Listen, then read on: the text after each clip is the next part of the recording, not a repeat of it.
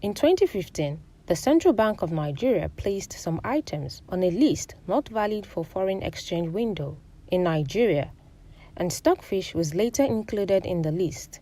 This move has affected Stockfish and Stockfish heads import into Nigeria. In light of this, the Norwegian Seafood Council organized a 2-day seafood seminar in Lagos, appealing to the federal government to review this policy to allow better conditions for stockfish imports into the country. First, I would like to express my gratitude to you for halving the import duties on stockfish heads from 20 to 10% in 2019. Second, we would kindly ask you to remove stockfish from the list of products subject to currency restrictions, because it represents a trade barrier for our seafood trade. The volumes of stockfish that are imported to Nigeria are very low compared with other products and species, and by no means pose a threat to your locally produced fish. Removing stockfish from the list of products subject to currency restrictions would indeed also take away the incentive to declare stockfish heads as animal feed. This is a highly unethical practice and is a matter of concern for Norwegian authorities. The total fish production in Nigeria is about 1.12 million metric tons, while the annual consumption is put at about 3.6 million metric tons. That means that there's a gap that has been created because we are not able to produce enough for our citizens. The volume of fish, stockfish and fish aid products imported from Norway into the country is only about 8,000 metric tons. And this represents about 0.4% of the total volume of fish imported into the country. With this relatively low volume being imported into the country, it could be said that the total volume of foreign currencies that is consumed by this product is very minimal, especially when compared to other items on the Central Bank of Nigeria's list of 44 items that can buy foreign currencies. While initiating policies and regulations, there is a need to be aware of the reciprocity of trade among nations and the fact that we can also involve our trading partners and friendly nations like Norway to assist us with our backward integration policies into commercial aquaculture for Nigeria's processed aquaculture products to gain access into the international fish markets. I understand perfectly well why the Nigerian government would like to protect the growing fish industry in this country. I've spoken to many Nigerian officials about this, and we stand ready to offer our assistance in building up that capacity. We want to also, at the same time, while doing that, focus on removing challenges to this trade that we're talking about today that is so beneficial to us all.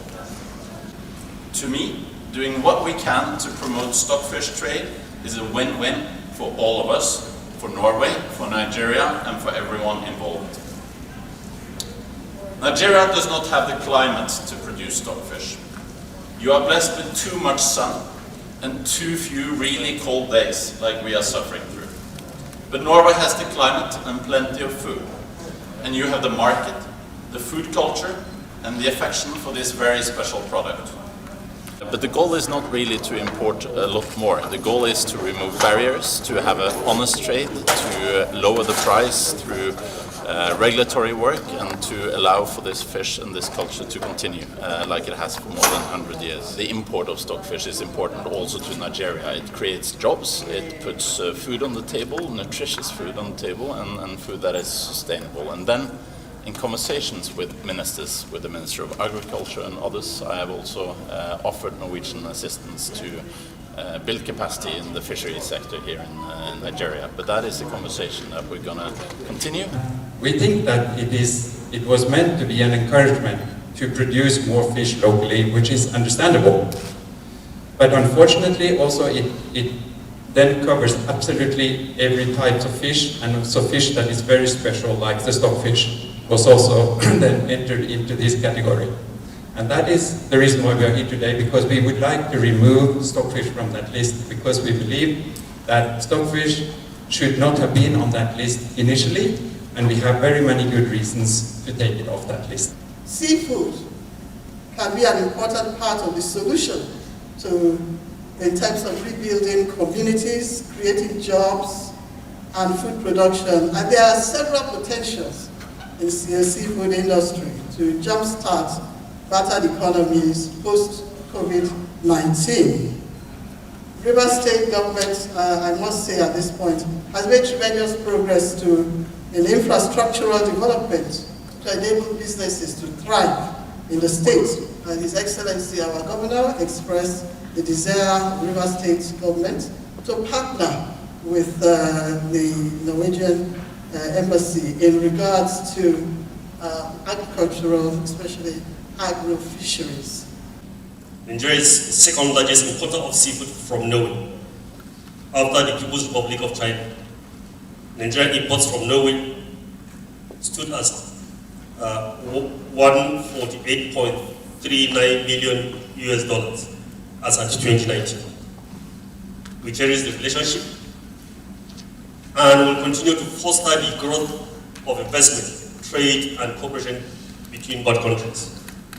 Since stockfish, as needed in this country, cannot be grown and processed in Nigeria, there is need to sustain its imports until such a time that we can be able to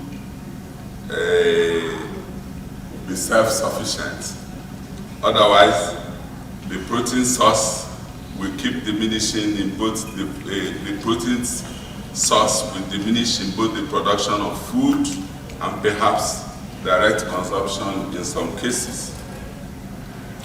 Therefore, with the consuming population of Nigeria that is expected to grow, there is need for us to be allowed to access foreign exchange to bring in these goods. At the end of the seminar, they issued a communique which resolved that the federal government review the inclusion of stockfish and stockfish heads in the list of the items not valid for forex and reduce the landing cost of stockfish imports.